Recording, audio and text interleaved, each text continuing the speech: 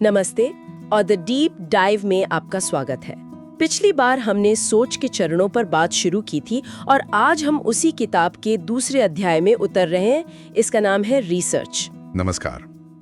और रिसर्च सच कहूं तो ये किसी भी अच्छे काम की नींव है। बिल्कुल, मुझे लगता है एक अच्छा डिजाइनर असल में एक जासूस की तरह होता है। हाँ, जासूस वाली बात बिल्कुल सही है। उसे सुराग खोजने होते हैं, लोगों के मन की बात समझनी होती है और बिखरी हुई जानकारी को जोड़कर एक कहानी बनानी होती है। हाँ, क्योंकि हर प्रोजेक्ट एक रहस्य की तरह शुरू होता है और रिसर्च वो प्रक्रिया है जिससे आप सबूत इकट्ठा करते हैं। तो आज हम डिजाइन की इसी जासूसी के पहले और सबसे जरूरी कदम यानी रिसर्च पर गहराई से बात करेंगे।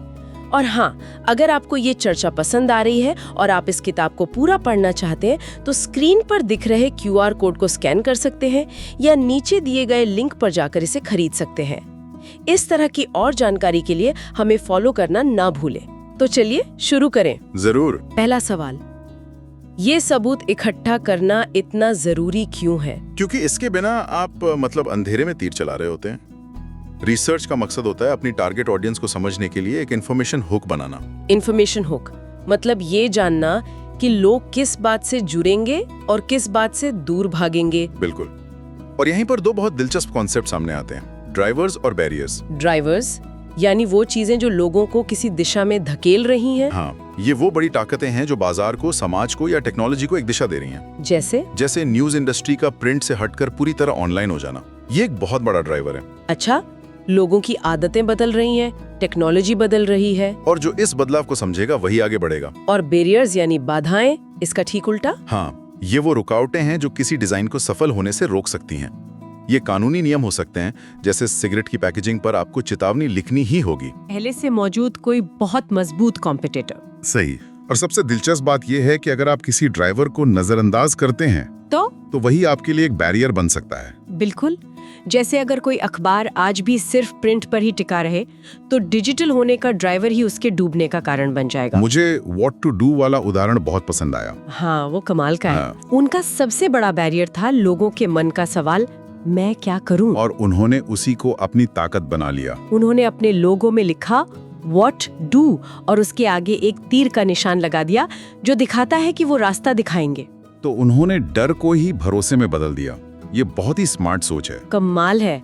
तो एक डिजाइनर ये सब जानकारी इकट्ठा कैसे करता है? यहीं पर डेटा की बात आती है ना? हाँ, और डेटा को मोटे तौर पर दो हिस्सों में बांटा जाता है, क्वांटिटेटिव और क्वालिटेटिव। इसे आसान भाषा में समझें तो क्वांटिटेटिव मतलब कितना और कितने, जैसे किसी खास उम्र के लोगों की संख्या। हाँ, ये आपको बाजार का आकार बताता है। लेकिन क्वालिटेटिव डेटा क्यों का जवाब देता है। क्यों? हाँ, ये लोगों की प्रेरणाओं और पसंद को समझने के बारे में है।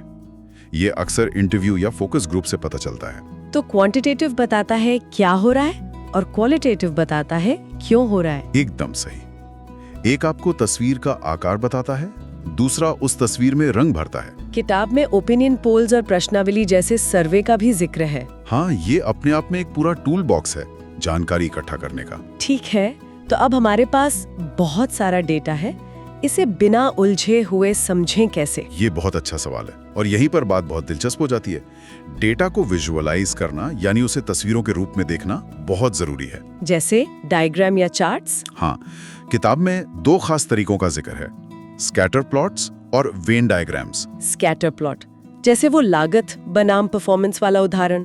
हाँ, सोचिए, एक ग्राफ है जिसकी एक तरफ लागत है और दूसरी तरफ परफॉर्मेंस, और आप अपने प्रोडक्ट को और बाकी सारे कॉम्पिटिटर्स को उस पर रख देते हैं। बिल्कुल, एक नजर में पता चल जाता है कि आपका प्रोडक्ट दूसरों के मुकाबले कहाँ खड़ा है। ये तो बहुत पावरफुल है। और फिर आते हैं वेन डायग्राम्स, जो हमें स्कूल के दिनों की याद दिलाते हैं। हाँ, दो गोले जो एक दूसरे को काटते हैं।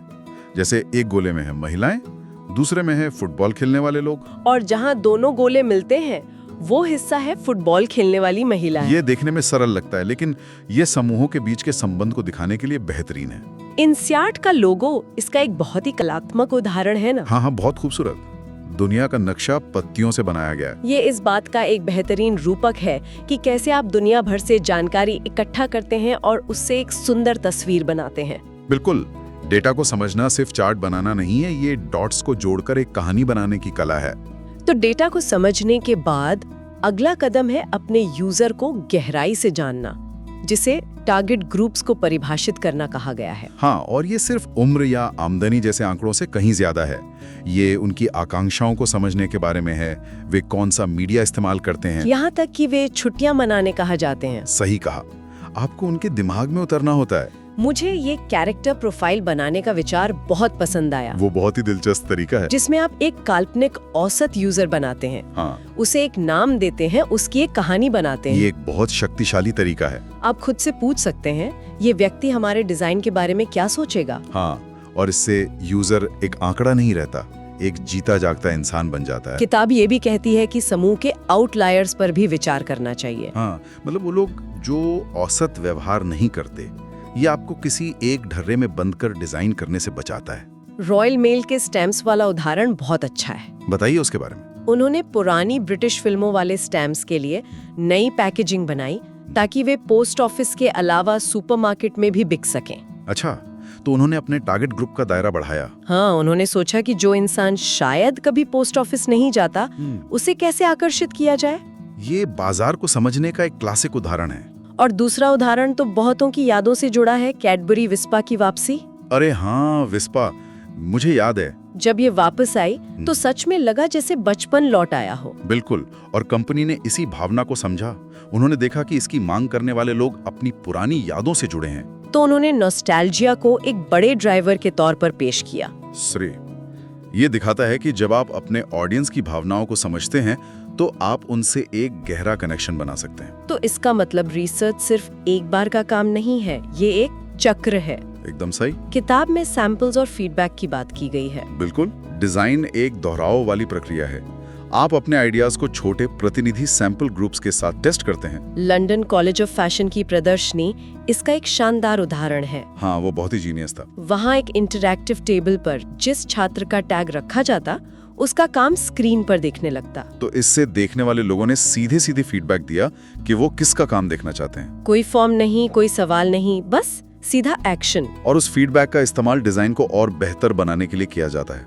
अक्सर क्लस्टर एंड वोट जैसी तकनीकों का उपयोग करके आइडियाज को स्कोर दिया जाता है और तय किया जाता है कि किसे आगे बढ़ाया जाए। तो ये पूरी प्रक्रिया को वापस सबूत आधारित निर्णयों पर ले आती है। अंत में यह आपको व्यक्तिगत राय से हटाकर सबूतों की ओर ले जाता है। तो इन सब का क्या मतलब है?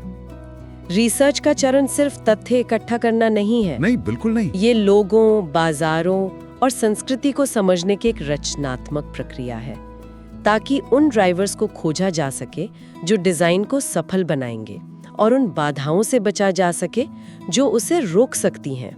ये डिजाइन को सिर्फ सुंदर दिखने वाली चीज बनाने के बजाय एक समस्या सुलझाने की प्रक्रिया में बदल देता है।